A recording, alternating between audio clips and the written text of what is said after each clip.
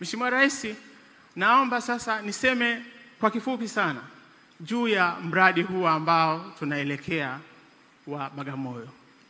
Kituo ambacho tunakihamisha kama nilivyotangulia kusema kiko pale Mtoni, na ni kituo ambacho kimeanza miaka mingi. Kilianza mwaka 1964 kwa ajili ya kuwahudumia watoto ambao hawana makazi maalum.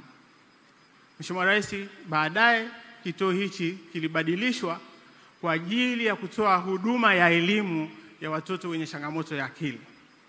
Na vilivyoendelea baadaye kikafanywa rasmi kuwa kituo cha watoto wenye changamoto za akili. Mheshimiwa Rais, ulemavu wa akili. Mheshimiwa Rais, kituo hiki kimeendelea kuwahudumia watoto wengi, na tangu kilipoanza watoto ambao wamepita kwenye ile shule na kufika kumaliza ni 1562. Mheshimiwa Rais, kituo pia kimeendelea kukua. Watoto walianza mwaka ule wa mwanzo walikuwa ni 18. Sasa hivi kina watoto 107. Na idadi hii Mheshimiwa Rais, kama utakapoona, inazidi kuongezeka na watoto wengi hawapati nafasi. Kwa sasa kilivyo kina watoto 107, hawa ndio wale wanaosoma pale. Lakini watoto ambao hawakupata nafasi wako kwenye kiu ni 100. Lakini na wengine 87 wanahudumiwa nyumbani. Hii ni kuonyesha kwamba kuna uhitaji mkubwa.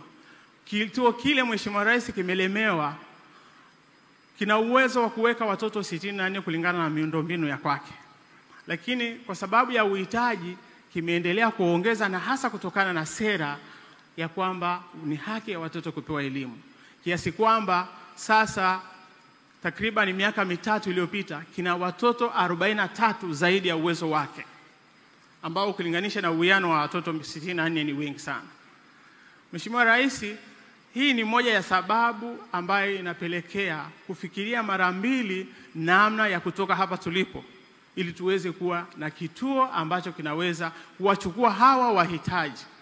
Lakini Mheshimiwa Rais, naomba pia niseme kwamba tatizo si moja tu la kwamba kimeelemewa, lakini pia kimekuwa ni cha zamani. Kama nilivyosema, kilijengwa, majengo yale yalijengwa mwaka wa 1000 miaka 60 iliyopita. Kwa hiyo ni ya zamani, imechakaa, na hata hairuhusu kusema kwamba sasa tunaweza kuirekebisha. Na kwa sababu hiyo ukiangalia namna ilivyokaa, hauwezi kuwa na suluhisho sana kama unataka kufanya expansion yoyote. Mheshimiwa Rais, kwa sababu hiyo changamoto zilizoko pale, niseme tu kwa kifupi kwamba ziko 3. Moja nimekwisha kuieleza, miundombinu ni ya kizamani, imechakaa, haiwezi kubeba watoto wale. Lakini pia eneo ni dogo sana, halina mahali pa kucheza. Yani eneo la kwao la ujumla wa kutunza watoto 107 ni square meter 1037. Mnaweza kufahamu kwamba lini eneo la nyumbani kwa mtu liwe na madarasa, liwe na bwalo, liwe na mahali pa watoto kulala, ni padogo sana. Lakini pia hivi karibuni Mheshimiwa Rais, kwa bahati mbaya kumetokea mafuriko. Kuanzia mwaka jana kutokea mafuriko mara 2 na shule ilifungwa kwa dharura. Na tumeiona hatari ile ya kwamba kama kuna mafuriko, maana yake lazima muwe alert, sababu wale watoto wanapenda maji na wanaweza wasielewe matatizo atakayokutana nayo. Na kwa sababu hiyo Mheshimiwa Rais, ndio maana tumewiwa kama kanisa kwanza kuona kuna wahitaji, lakini pia wako katika mazingira ambayo ni hatarishi kwa sasa, lazima wapelekwe kwenye maeneo mapya. Na ndio kazi kubwa ambayo Mheshimiwa Rais anatusimamisha mahali hapa leo. Baba Askofu katika neno lake ataeleza zaidi kidogo kuhusu mradi huu. Lakini tunachokusudia kufanya ni kwamba sasa tutenge eneo la kutosha. Mheshimiwa Rais, tunalo eneo tulilopewa kama nilivyokwisha kutangulia, familia ya Lupembe ambaye alikuwa msharika wetu, yule baba amelala, Mungu ampumzishe kwa amani, alitoa hekari 11.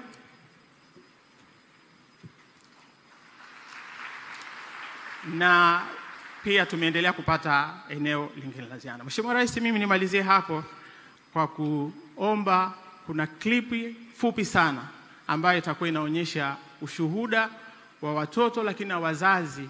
Ni wazeze watatu tu ambao wako hapa kuona ni nini kinachozungumzwa lakini nini kilichoko cha ukweli juu ya watoto. Mheshimiwa Rais, naomba kuwakilisha.